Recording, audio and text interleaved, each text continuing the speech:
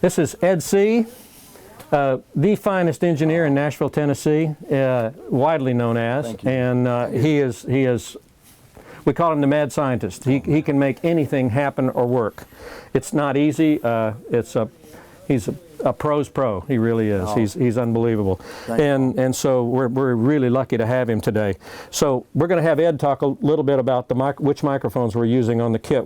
Now we've discovered we have 13 microphones on this drum set today. So that's right. So we're going to let Ed talk a little bit about the mics. We have 13 mics on the kit, and there was a time where there were, in the 60s and early 70s, 3 mics on the kit or 4 mics on the kit, and we loved those records. But then it was like, well, it sure would be nice to turn up individual toms. Well, okay, so you got to mic individual toms, and to get that sound, you can't get that sound with just room mics. It's a good sound, but you can't get that real tough, aggressive, in, you know, the term in your face. Well, you can't get that without this.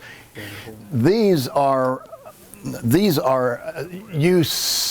U87s here, and I like they're Neumann, Austrian, East German mics, and I like these a lot because they're very full range. They're a smooth mic. They're not lumpy or spiky, and for cymbals, the cymbals go on out so far in frequency response that these catch it all, but don't make it too, you know, or too harsh or too ugly. So we're going to digital, so digital doesn't roll off at the top like analog did. Analog would roll it down at the top. Digital doesn't, so these mics are a more pleasant ear to hear these with. And then we've got these little I used to use 421s forever, and so actually we're using today these I think they're Shure. They're little bitty Shure mics, and they're easier to get in, and certainly better for live. But we're not live, obviously. We're in a studio. But the 421s were great, but they were so long. They were bumping into cymbals, and then not to mention the worst clip stands and the clips on the mics in the world. Yeah, terrible. That they never fix. Terrible. They're so proud. I mean, yeah, right. Anyway, we got to be careful about. So 421s are great. We love them. And here's the old standby SM57 on the snare. They're tough. They never crap out. They're probably the most snare drum and electric guitar mic of all time, and they're tough.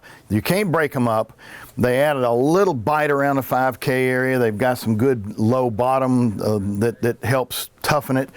And then we've got a Neumann on the hi-hat.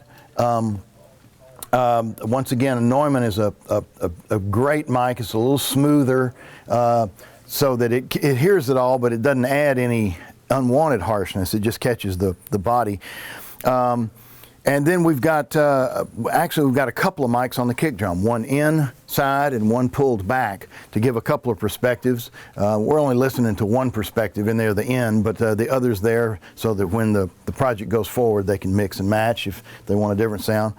And the room mics obviously play a big part, because nobody just listens to the snare right here. Although the sound of that mic on that snare is the sound we know and love, and without that, it would just sound roomy.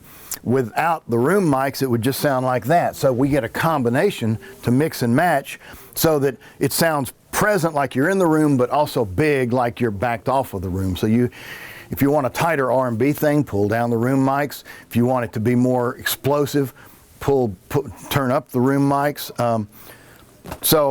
And all that to say, Paul makes it easy because his drums sound fabulous. They always sound great, and they're always maintained. They're already tuned.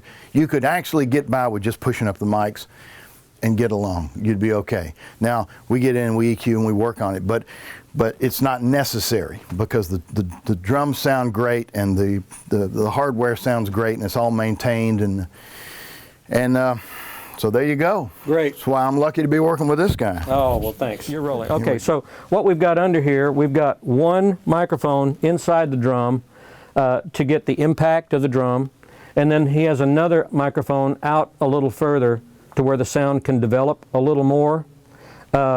Two reasons for this blanket. if I hit a cymbal, the cymbal will also get into this mic. Bad for isolation. When I hit the bass drum, if it's not covered up some, the bass drum will also get in the overhead mics. Bad for isolation. Not necessarily bad for the sound, just not what we're looking for right here. So they 2 mics on the bass drum. So now we're up to 13 mics, aren't we? We've gone 12, yeah, now we're 13 mics on the drum kit. So that's the deal on that. A lot of times they'll put another mic just on the ride cymbal to be able to get more out of that. I like the bottom one. So we use anywhere from 7 to 15 microphones just on the drum set. Each one of those microphones take an input. Back in the 60s and 70s, a lot of the consoles only had 16 inputs for the entire band. Back when Roy Orbison was making records, they would only have 3 inputs for the entire band. 1 for Roy, 1 for the rhythm section, and 1 for background vocals. 3 microphones. Those records sound that incredible with 3 tracks. 3. That's it, 3. And they still sound great. And what they would do, they would move a guy forward, or one of the background vocalists would listen to what they were doing, and one was too loud, he'd make his own adjustments. Everybody was a real artist. With the rhythm section, they'd have 1 mic in the rhythm in the middle of the room. They'd probably move it closer to the upright bass because that was the quietest instrument in the room. And everybody would sit really close and tight. The acoustic guitar might sit this close to the drums with a music stand right there, and they would record like that. And the point of that was to keep the sound from developing so wide that it got uncontrollable. Anyway, just a little studio trivia there.